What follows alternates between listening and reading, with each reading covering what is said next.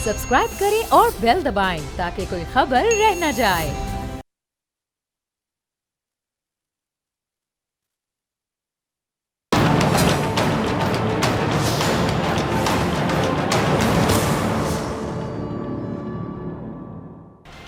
अस्सलामुअलैकुम नाजरीन, मैं हूं डॉक्टर फ़िज़ा अकबर खान और मैं हूं पाकिस्तान और आप देख रहे हैं पाकिस्तान के सबसे बड़े न्यूज़ चैनल का नंबर 1 प्रोग्राम ऐसे नहीं चलेगा। नाजरीन, व्हाट्सएप ये ऐप आज के दौर में हर किसी के पास है और मेरे ख्याल से कोई ऐसा नहीं होगा जिसके पास नहीं होगी। इस ऐप के ज़रिए आप ना सिर्फ अपने अजीज़ों से राब्ते में रह सकते हैं, चाहे वो दुनिया के किसी भी मुल्क में हो, बल्कि अपनी तस्वीर या दस्तावेज़ात जो हैं वो भी शेयर कर सकते हैं। ये ऐप हर उम्र का फ़र्द इस्तेमाल करता आपको दिखाई देगा।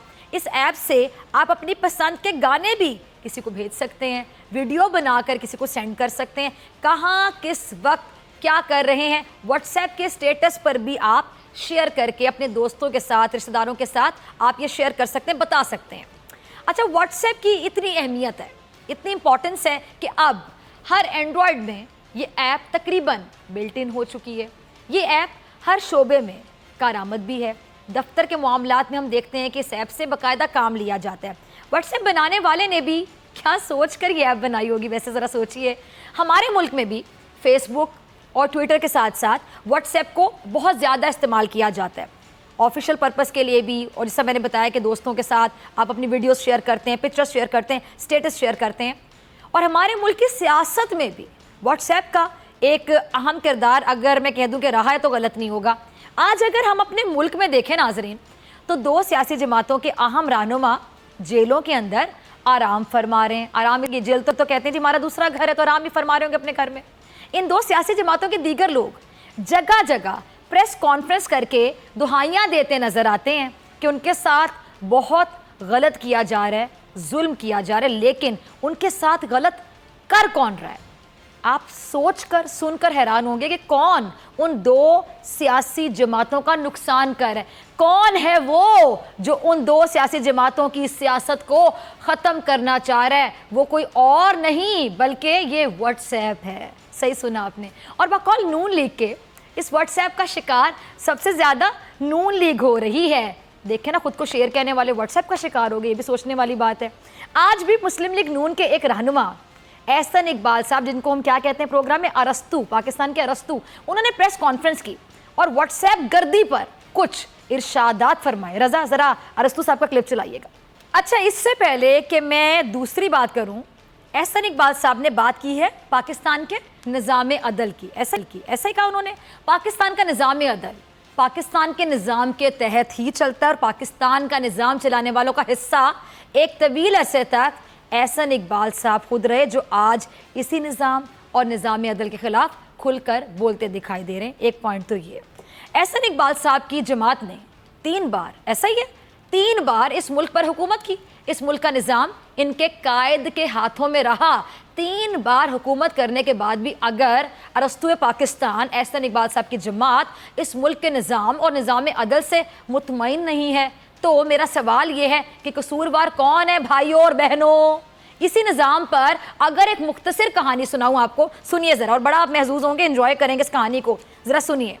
3 बादशाह नाज़रीन, रुस्तम, कायम और नसीर शाह। कौन जी? रुस्तम, कायम और नसीर शाह दोस्त थे।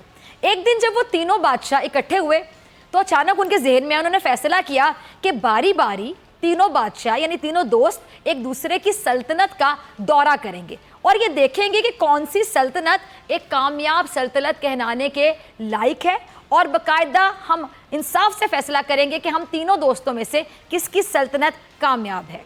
सबसे पहले बादशाह रुस्तम की सल्तनत का दौरा करने 2 बादशाह पहुंचे। उन्होंने देखा कि बादशाह रुस्तम ने अपने मुल्क को बेहतरीन अंदाज से सजाया हुआ है। किस तरह जी? कि हर चीज़ मुकम्मल है, हर सड़क पक्की है, इमारतें लातादाद हैं, ऊंची ऊंची बिल्डिंग्स हैं, रोशनियाँ ही रोशनियाँ हैं, हर चीज़ अपनी जगह पर अच्छी लग रही है, जच रही है। रुस्तम बादशाह की सल्तनत देखने में बहुत उम्दा थी। फिर बारी आती है जी बादशाह कायम की। रुस्तम और नसीर शाह ने जब बादशाह कायम के मुल्क को देखा तो वो मुल्क फूलों की रियासत कहलाने का मुस्तहिक था, यानी हर जगह सरसब्ज़ो शादाबी, ہر گلی پھولوں سے سجی ہوئی, ہر محلے میں صفائی کا خاص انتظام تھا.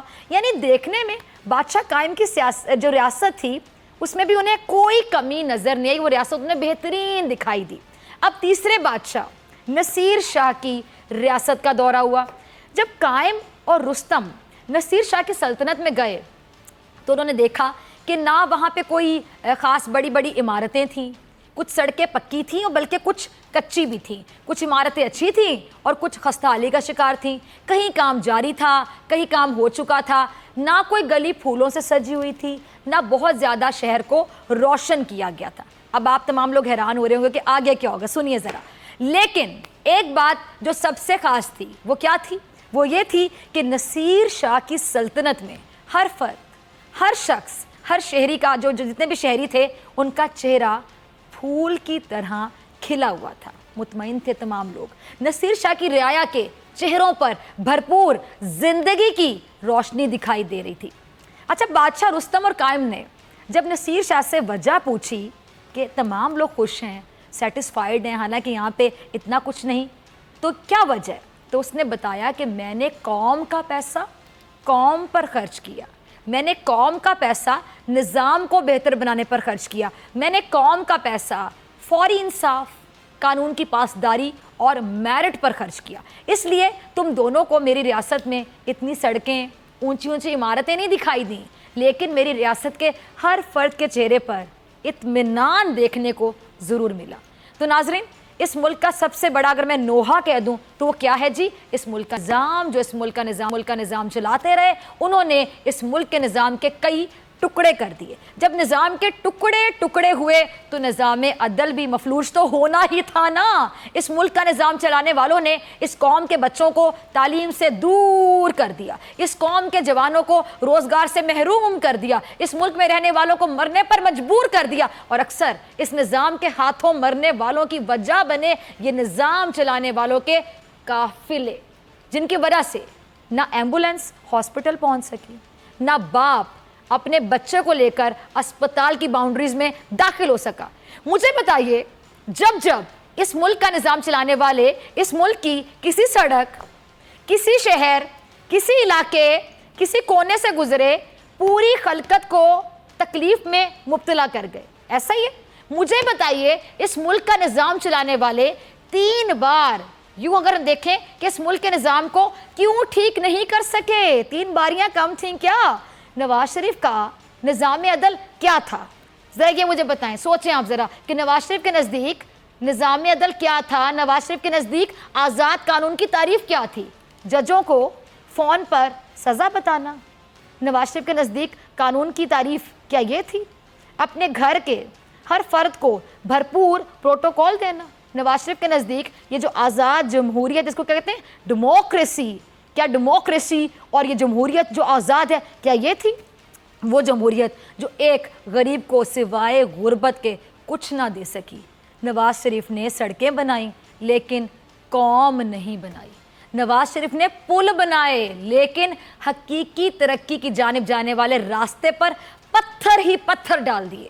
نواز شریف 3 بار حکمران رہے اور انہوں نے نظام ٹھیک نہ کیا. کیوں؟ آج میں پوچھتی ہوں کیوں؟ ان کا سب سے پہلا فرض کیا تھا؟ پہلا فرض یہ تھا نظام ٹھیک کرتے, ایک اینٹ نہ لگاتے لیکن سسٹم کو ٹھیک کر دیتے. اگر یہ 3 بار حکومت کرنے والے اس ملک کا نظام بہتر کر دیتے تو آج یہ اس نظام پر کیا ماتم کرتے آپ کو دکھائی دیتے؟ ناظرین ذرا سوچئے. لیکن ان کی نیت ہی ٹھیک نہیں تھی نا, ان کی نیت ہی ملک کا نظام ٹھیک کرنے کی تھی ہی نہیں. بات یہاں ختم ہوتی ہے, کیونکہ ملک کا نظام ٹھیک ہوتا تو آج قوم کا بچہ مقروض نہ ہوتا. اگر ملک کا نظام ٹھیک ہوتا تو آج ہمارے ملک کے وہ مسائل نہ ہوتے جو تیسری دنیا کے ممالک کے مسائل ہیں. اگر اس ملک کا نظام ٹھیک تو شاید آج ہم بھی واٹس ایپ جیسی ایپس کو ایجاد کر رہے ہوتے جس کا شکار احسن اقبال کی جماعت نظر آتی ہے. بقول احسن اقبال کے جو جج رانا ثناء اللہ صاحب کا مقدمہ سن رہے تھے ان کو ایک واٹس ایپ میسج کے ذریعے ہٹا دیا گیا. مسلم لیگ نون کے یہ الزامات نئے نہیں ہیں, یہ واٹس ایپ کہانی نواز شریف کے مقدمے پیناما سے جاری ہے. ذرا دیکھیے. अच्छा, एक व्हाट्सएप ने पूरी मुस्लिम लीग नून को यानी शेरों को क्या से क्या बना दिया।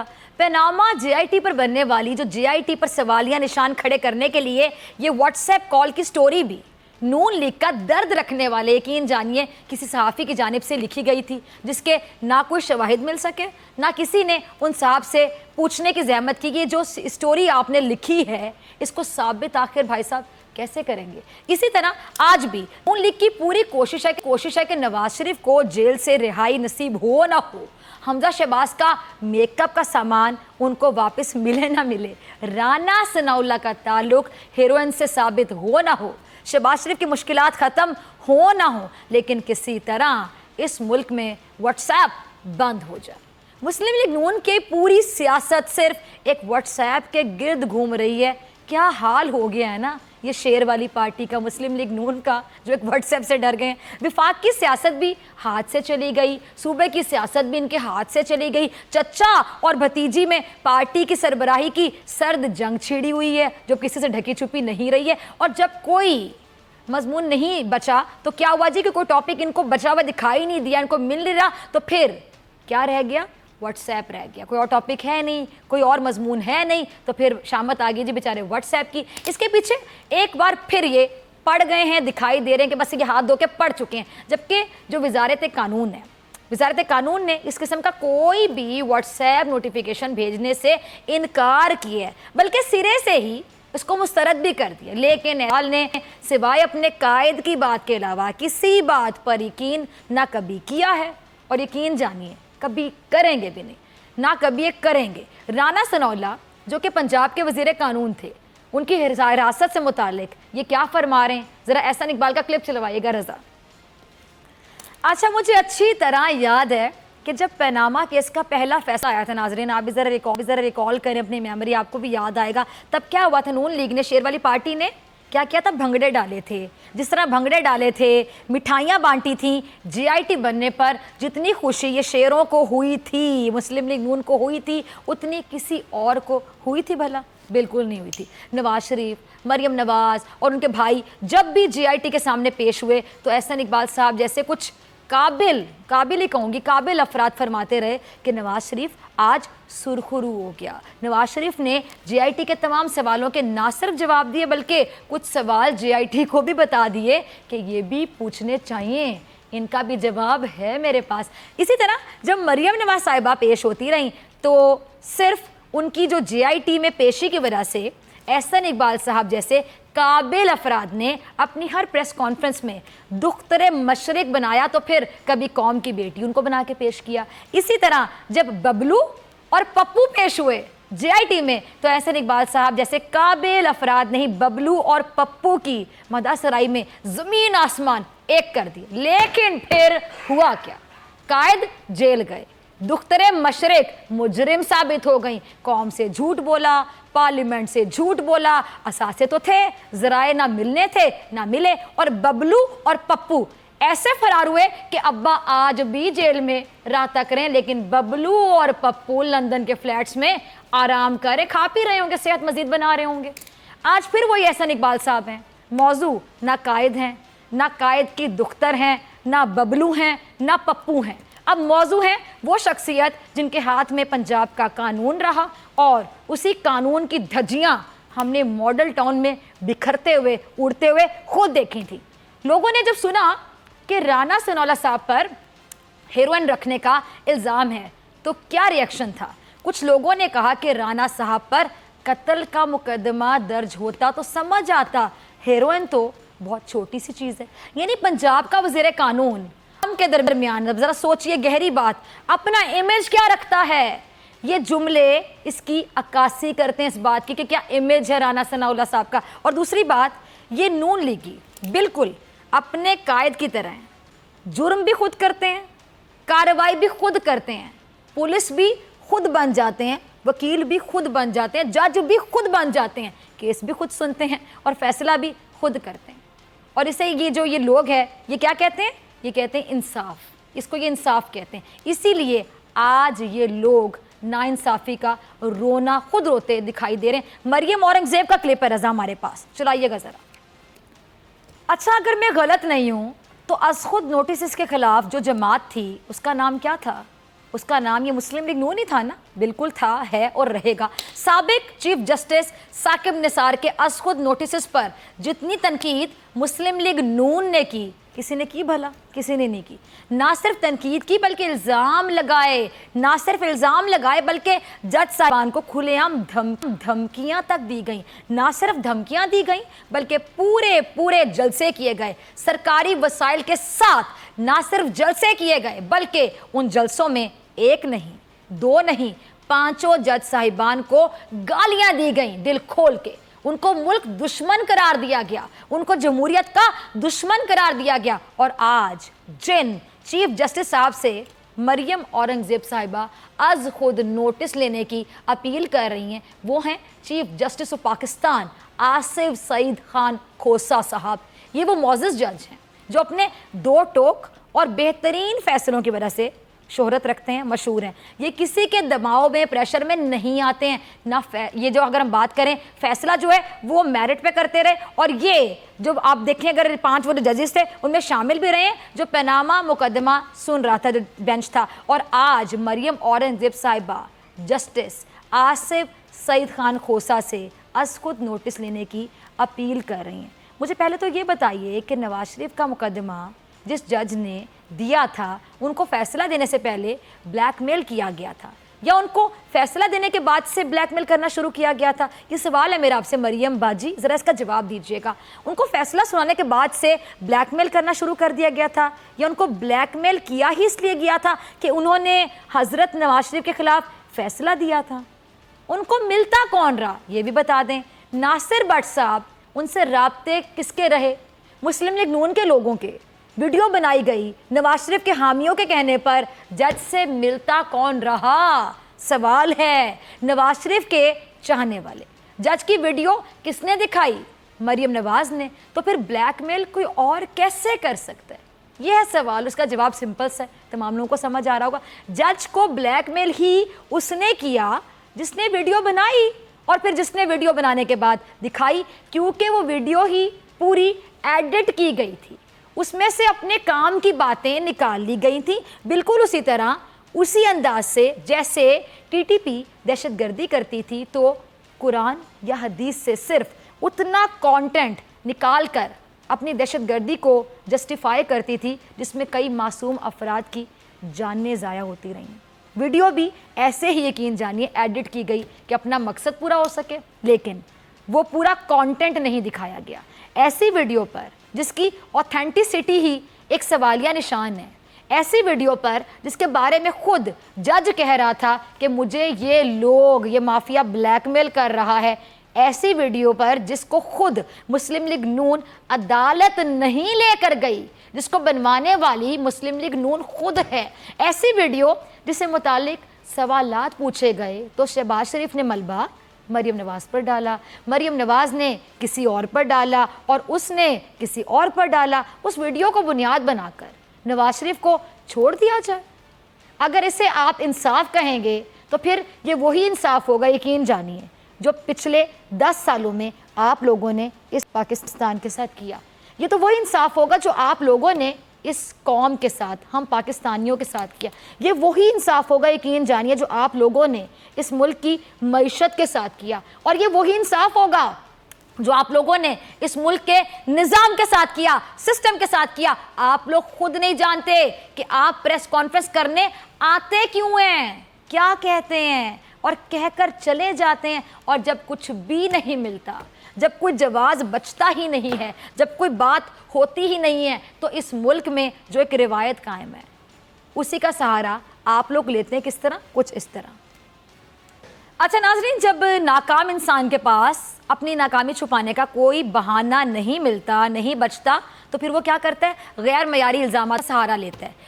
سیاسی اختلافات اپنی جگہ، سیاست اپنی جگہ، احتجاج اپنی جگہ، اتفاق بھی اپنی جگہ، لیکن کسی کی حب الوطنی پر سوالیہ نشان اٹھانا، کسی کو بیرونی ایجنٹ کہنا، کسی کی پاکستانیت پر شک کرنا انتہائی قابل مذمت عمل ہے، جو یہ ثابت کرتا ہے کہ آپ کے پاس کوئی دلیل اور کوئی جواز باقی بچا ہی نہیں ہے۔ پاکستان پر 3 بار حکومت नून लीग ने की, पीपल्स पार्टी आज भी सिंध पर हुकूमत कर रही है और विफाक पीटीआई के पास है। मुल्क कर्जों में डूब गया, निज़ाम तो था ही अमीरों के लिए, कानून खुद पर मातम करता रहा, सेहत के नाम पर लानत मिलती रही, तालीम नायाब रही, पीने का साफ पानी की जो हैसियत है आबे जमजम जैसी हो गई, सरकारी इदारे तबाह हो गए। जिम्मेदार कौन है बताएं, कौन बताएगा? साबिका हुक्मरान कहते हैं कि उन्होंने मुल्क को तरक्की दी, तरक्की की राह पर चला दिया, फिर इसका जिम्मेदार कौन है? अवाम, मैं, आप? कौन है? ना नवाज शरीफ करप्ट, ना जरदारी, हजरत जरदारी करप्ट, ना हजरत नवाज शरीफ करप्ट, किसी ने कोई करप्शन नहीं की,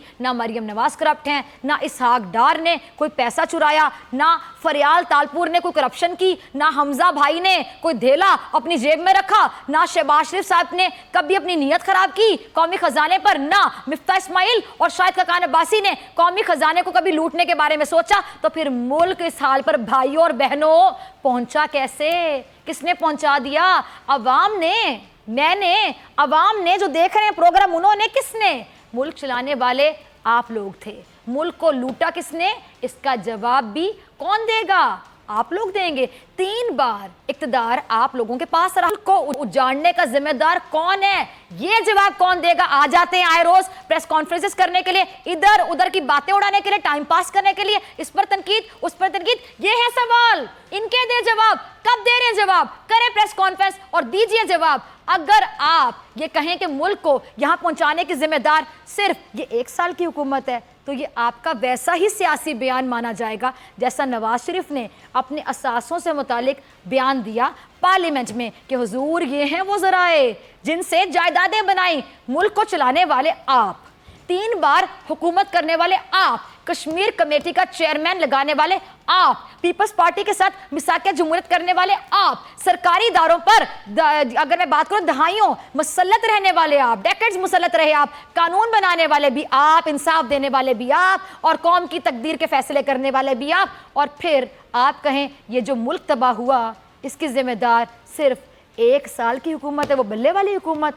ऐसे तो बिल्कुल नहीं चलेगा। इतना झूठ बोलने से पहले ना थोड़ा सा शर्म आ लिया करें। वो क्या कहते हैं, ख्वाजा आसिफ साहब भी कहते हैं कुछ शर्म होती, कोई हया होती है। ख्वाजा साहब अपनी पार्टी के लोगों को भी जरा ये जुमला सुनाया करें, कोई शर्म होती है, कोई हया होती है। ब्रेक के बाद मिलते हैं नाज़रीन।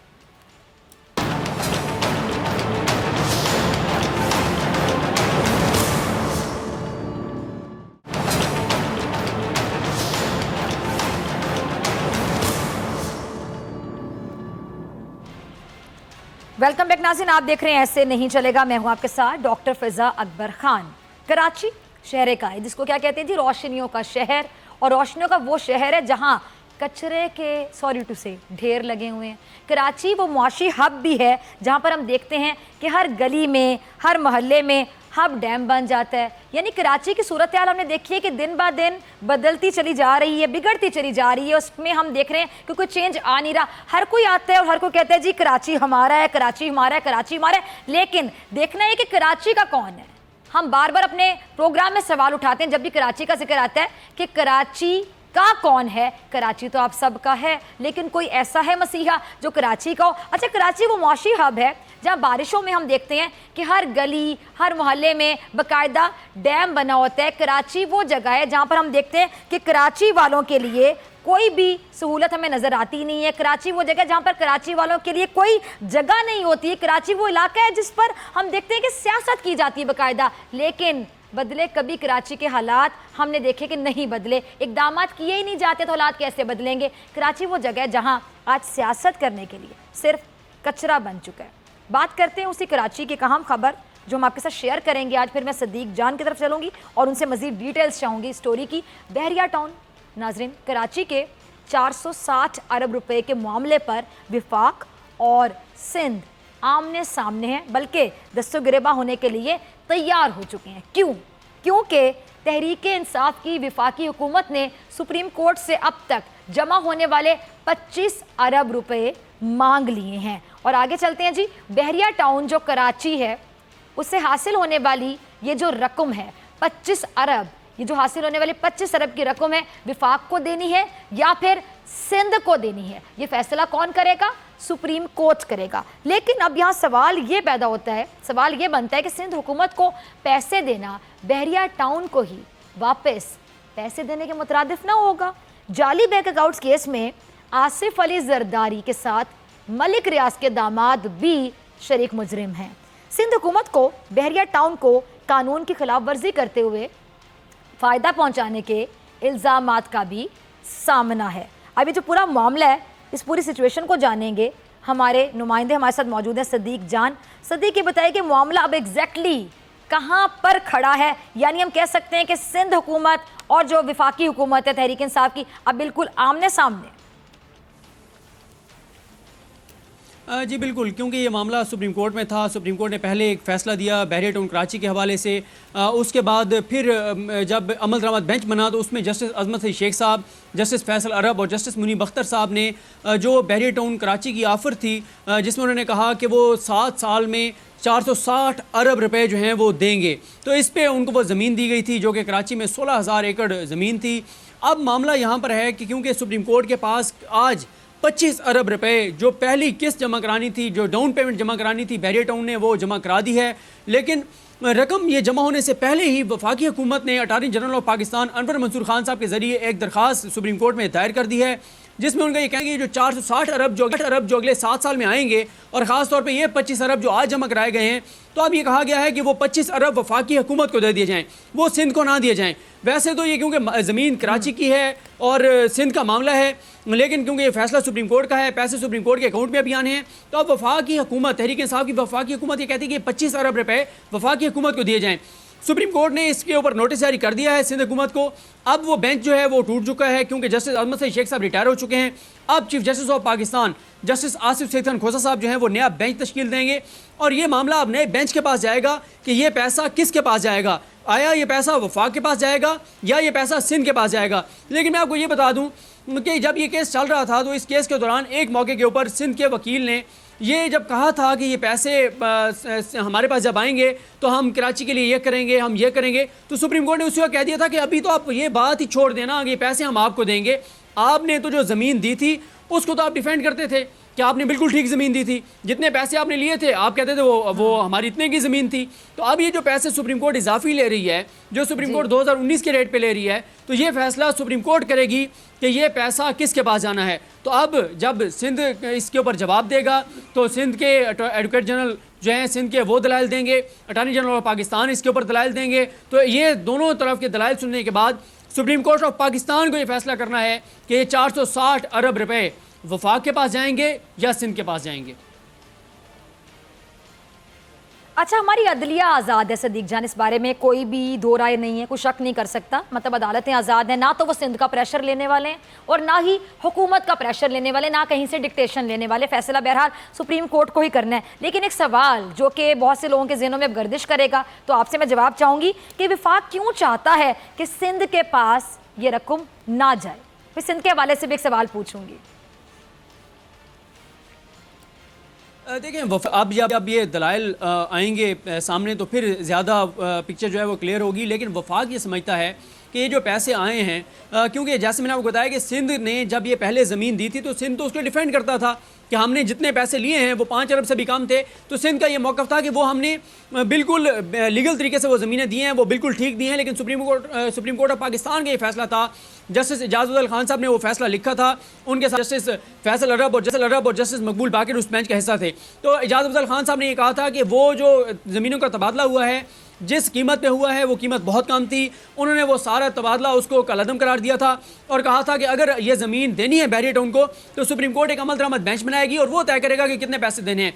सुप्रीम कोर्ट ने ये बहरिया टाउन को इसलिए ये ज़मीन दे दी थी कि उस वक्त तक जब ये मामला सुप्रीम कोर्ट में आया था तकरीबन 1.5 लाख से ज़्यादा जो इन्वेस्टर थे वो इन्वेस्ट कर चुके थे। उसमें बहुत सारे ओवरसीज़ पाकिस्तानी खास तौर पे थे और उनका मौक़िफ़ ये था कि जो ज़मीन थी वो हमें तो नहीं पता था कि वो लीगल है इलीगल है, हमने तो इन्वेस्ट कर दिया है। अब 1.5-2 लाख लोग जब इन्वेस्ट कर चुके थे तो फिर कोई और ऑप्शन नहीं था कि ये फिर ज़मीन ये बहरिया टाउन से प्रोजेक्ट लेकर किसको दिया जाए, MDA को दे दिया जाए, सिंध हुकूमत को दे दिया जाए। सिंध हुकूमत से पहले जो बेसिक चीज़ें हैं वो चल नहीं रही, जो इदारे उनके अपने हैं वो तबाह बर्बाद हो गए। तो ये सारे का सारा प्रोजेक्ट सिंध को कैसे दिया जा सकता था। तो इसलिए सुप्रीम कोर्ट ने ये प्रोजेक्ट ये ज़मीन बैरियर टाउन को ही दे दिया था और बैरियर टाउन से 2019 के रेट के मुताबिक कीमत वसूल की थी, मार्केट का जो 2019 का रेट है। तो ये 460 अरब रुपए तय हुए थे। अब जैसे मैंने आपको बताया कि जब सुप्रीम कोर्ट में ये दोबारा समाअत होगी, दलाइल होंगे, तो उसके बाद फैसला होगा कि ये पैसे किसके पास जाएंगे। अच्छा सदीक, अमूमन हम देखते हैं कि जब इस तरह केसेस चलते हैं और केसेस जब ज़्यादा एक अहमियत के होते हैं, ज़्यादा नौयत के होते हैं, तो हम देखते हैं कि जो फैसला काफ़ी देर बाद आता है, काफ़ी डिले होता है। अब जितने लोग हैं जिन्होंने इन्वेस्टमेंट की है वो लोग मुतासिर हो रहे हैं, इफेक्ट हो रहे हैं, जारी बात है। सबकी, कुछ लोगों की जमा पूंजी होती है, कुछ लोगों का ख्वाब होता है जी प्लॉट लेना है, घर बनाना है, और ज़िंदगी में एक बार वो घर बनाते हैं। बहुत से लोग ऐसे होते हैं जिनके पास थोड़े से पैसे होते हैं, वो इन्वेस्ट कर लेते हैं। अब बहुत से लोग ऐसे हैं जो कि इन्वेस्ट कर चुके हैं, लेकिन अब वो इस फैसले की जानिब उनकी नज़रें हैं और वो एक्सपेक्ट करें कि फैसला जल्द अज जल्द आ जाए। तो कितना डिले देखते हैं फैसले में, कब तक एक्सपेक्टेड है? देखें, जो इन्वेस्टर हैं जिन्होंने वहाँ पे प्लाट खरीदे हैं, उनको तो सुप्रीम कोर्ट अपने पहले फैसले में प्रोटेक्ट कर चुकी है। उनको परेशान होने की ज़रूरत नहीं है, क्योंकि उनके हवाले से सुप्रीम कोर्ट ये फैसला कर चुकी है कि जिन जिन लोगों ने वहाँ पर प्लाट खरीदे हैं, क्योंकि अब तो वो पूरी की पूरी ज़मीन दे दी गई है बैरियर टाउन को, बैरियर टाउन से वो ज़मीन वापस नहीं ली गई। जो सुप्रीम कोर्ट ने थर्ड पार्टी इंटरेस्ट की वजह से ये फैसला किया था। सॉरी, मैं आपकी बात काट रही हूँ, इन्वेस्टमेंट है, बहुत से लोग आपके जान पहचान वाले भी होंगे, मेरे भी होंगे, जो ये जब मैं इशू ये करने जा रही थी आज, तो मुझे पता चला कि हम ये प्रोग्राम में ये खबर ब्रेक करने जा रहे हैं, तो कुछ लोगों को, मतलब मैं जानती हूँ जो कि खुद इन्वेस्टर्स हैं, तो वो कहते हैं कि जिस तरह उन्होंने लिए थे प्लॉट्स, जिन रेट्स पे लिए थे, वो रेट्स बहुत डाउन हो चुके हैं, उनको बड़ा नुकसान उठाना पड़ रहा है।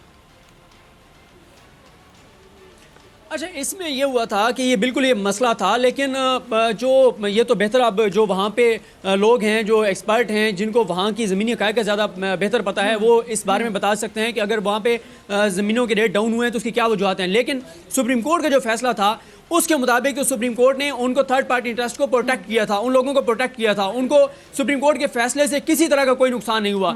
अगर उसमें ज़्यादा पैसे देने पड़ रहे हैं तो वो बैरियर टाउन को देने पड़ रहे हैं, वो मलिक रियाज साहब को देने पड़ रहे हैं। उससे अगर बैरियर टाउन उन लोगों से जिनके प्लाट जिन्होंने पहले किसी रेट पे लिए हुए थे उनसे ज़्यादा पैसे वसूल कर रहे हैं, ये एक अलग मामला है, ये और मामला है। लेकिन सुप्रीम कोर्ट ने थर्ड पार्टी इंटरेस्ट जो है उसको प्रोटेक्ट किया था, उनको किसी तरह का सुप्रीम कोर्ट के फैसले के नतीजे में कोई नुकसान नहीं हुआ था। लेकिन अब मामला तो सिर्फ ये है कि जो पैसे बैरियर टाउन ने देने हैं, ज़मीन उनको दे दी गई है, 16,000 एकड़ उनको दे दी गई है, वो एक तरह से लीगलाइज हो गई है, उसके ऊपर सवाल नहीं है।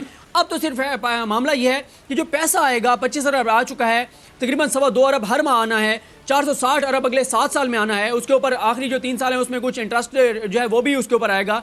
तो ये सवाल अब यह है कि ये पैसा किसके पास जाना है। इसका जो इन्वेस्टर्स हैं उससे कोई ताल्लुक नहीं है, जिन्होंने ज़मीनें वहाँ पे प्लाट खरीद रखे हैं इस चीज़ का कोई ताल्लुक नहीं है। ठीक है जी। अच्छा, ये भी ज़रा क्लियर कीजिएगा सदीक के जी 25 अरब जमा करवा चुका है बहरिया टाउन, और अब बाकी जो रकम बच गई वो 84/1 में जमा कराई जाएगी। अब 84/1 की अगर हम बात करें तो पर मंथ अगर इंस्टॉलमेंट देखी जाए तो 84 का मतलब है कि एग्जैक्टली 7 साल बनते हैं, यानी 7 साल में जो बाकी रकम वो दी जाएगी। जी बिल्कुल, 7 साल में दी जाएगी। पहले जो 4 साल हैं उनमें 2.25 अरब तकरीबन महाना वो जमा कराएंगे, और उसके बाद बाकी जो रकम बचेगी वो उसको तकसीम करके और आखिरी 3 साल में जमा कराएंगे, और आखिरी 3 साल में कुछ इंटरेस्ट रेट होगा वो भी इसके ऊपर लगाया जाएगा। तो ये 84, बिल्कुल आपने ठीक कहा, 84/7 में बैरियर टाउन को जमा कराना होगा, और इसके लिए सुप्रीम कोर्ट का जो अकाउंट है उसमें ये जमा कराते जाएंगे। और इसमें यह भी है कि जो पैसे साथ साथ आ रहे हैं उसकी भी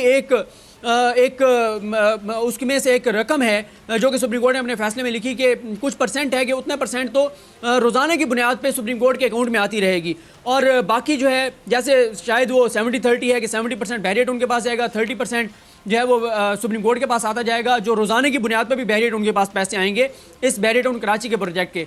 तो फिर 2.25 अरब, और इसमें सुप्रीम कोर्ट ने 25 जो तकरीबन असासे हैं बैरियर टाउन के, उनको एक तरह से गिरवी रखा हुआ है कि अगर वो डिफ़ॉल्ट करते हैं तो फिर वो जो असासे हैं 25 उनको ज़ब्त कर लिया जाएगा। लेकिन बैरियर टाउन का जो पहला एक तरह का इम्तिहान था वो अबूर कर चुके हैं, और 25 अरब रुपए जो उन्होंने जमा कराने थे वो सुप्रीम कोर्ट ऑफ पाकिस्तान में जमा करा चुके हैं। ठीक है जी सदीक जान, बहुत शुक्रिया एक्सक्लूसिव और अहम खबर नाज़रीन के साथ शेयर करने के लिए, और इसी के साथ डॉक्टर फ़िज़ा अकबर खान को दीजिए इजाज़त। से मुलाकात होगी इंशाल्लाह कल सेम टाइम सेम चैनल। अगर ज़िंदगी ने वफ़ा की, दुआओं में याद रखिएगा, ढेर सारा ख्याल रखिएगा। अल्लाह ने के बाद